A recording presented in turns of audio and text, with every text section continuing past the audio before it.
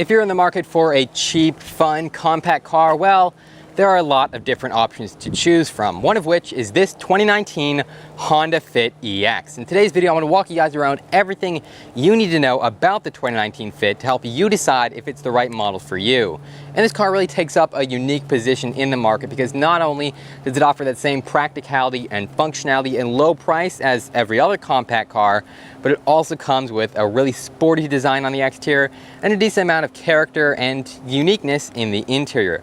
I can't wait to show you guys around this car and then take it on a quick test drive, so let's get right into the video.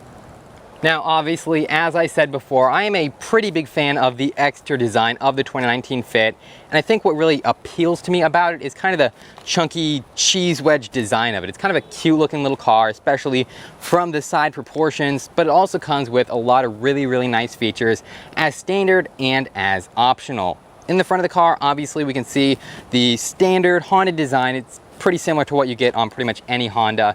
It reminds me a lot of a Honda Odyssey, just downsized a little bit. So you can see the classic Honda headlights, the little chrome bar you have right here that adds a little bit of character and a premium feel to the front end. And it's all laid out very well and it's surprisingly sporty and aggressive. There are also some nice features you can option to have up here, such as the available LED fog lamps down here that are really going to help with nighttime visibility.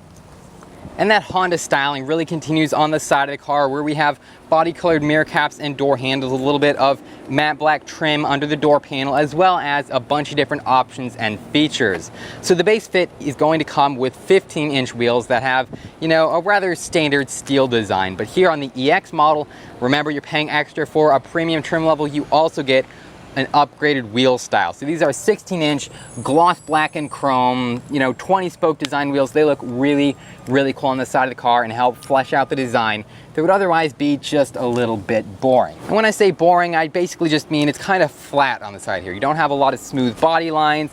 It's pretty much just your basic aerodynamic design. But if you wanted to add a little bit of aggressive flair on the side, you could also option to have some plastic side moldings added that are not only going to help flare out the car, like I said, make it look more aggressive on the side, but is also going to protect from door dings. So that's a really nice feature that Honda offers from the factory.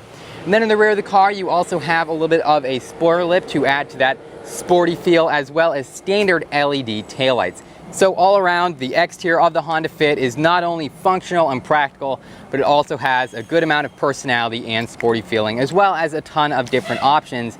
And that's what I think makes this car so good.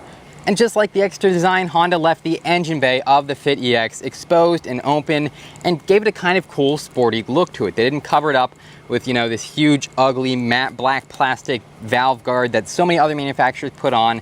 They actually let you see the intake manifold, the throttle body, all the different working parts of the engine. And I think that's really cool. And it really adds, again, to the character of this car. Unfortunately, the looks are really all this powertrain has going for it. It's just a small 1.5 liter naturally aspirated 4-cylinder engine that doesn't produce a lot of power. Just 130 horsepower and 114 pound-feet of torque, which is pretty pathetic, even for a small compact car like this. Fortunately, Honda does offer a few different options for the transmission if you want to spice things up with a 6-speed manual or leave it with just the regular CVT automatic that most people are going to get. Alright, so the interior of the 2019 Fit is very similar to the powertrain, and that means, it's got some nice features. It does have overall a lot of redeeming qualities, but in general, it falls a little bit flat and disappointing in terms of, the actual design and features that you get in here. And obviously this is a sub $20,000 car, so you don't want to expect too much going into it, but it just is a little bit disappointing when you look just at the level of plastics they put in here. There's just hard black plastics all around. Pretty much everything you touch, everywhere you look, it's all just this same dull plastic material that just isn't pleasant to look at or touch, if you ask me. Now, you can upgrade this interior to have full leather if you want to pay extra for one of the very top tier trim levels, but even here in the mid-range EX model, it's just cloth with manually adjustable seats and this odd sort of rubbery plastic on the steering wheel and the gear selector. And speaking of the steering wheel and gear selector, the wheel itself has a great design. It's a multi-function wheel, so it allows you to control some of the features on the digital gauge cluster, and it has a pretty nice general design that's similar to pretty much any other Honda you would come and see at the dealership. Unfortunately, the gear selector is where things start to really fall apart, if you ask me, because it's not updated like it is in every other Honda model. Obviously, you can go back and watch my reviews of the Honda Insight, the Honda Pilot, every other Honda I've reviewed, because in those cars, rather than using an actual lever, they have a system of buttons. So to get the car into drive, you just put your foot on the brake and you press the little D button on the center console area. And it feels really futuristic and technologically advanced, and it doesn't take up too much space on the center console area. Unfortunately, for some reason, Honda did not give the Fit that feature. So we have this big, ugly rubber shift knob here that you pull back and forth to get in and out of gear like some prehistoric car. And not only is it difficult to use, I find myself sticking it into the S mode instead of D mode all the time, but it also blocks access to the two cup holders and the little phone box behind it. So that's really not a good design if you ask me. I wish they would kind of reorganize this center console area to allow for the digital button system rather than this manual knob system. Another old school manual thing they have in here are actually the AC controls. Some of them aren't digital like in every other modern car and compact car out there. Instead, to switch between recirculating the AC or pulling in fresh air, you actually have to turn this manual knob here, and you can hear it engage when you turn it. So very interesting design choices here. I'm not exactly sure why they didn't update that like in every other Honda and every other modern car out there.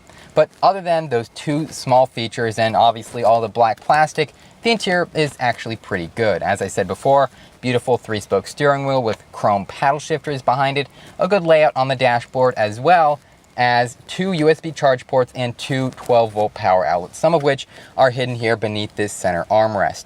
I'm also a pretty big fan of the design they put on the cloth accent pieces here on the door panel. Gives it, again, more personality, more character, and just feels really cool in here.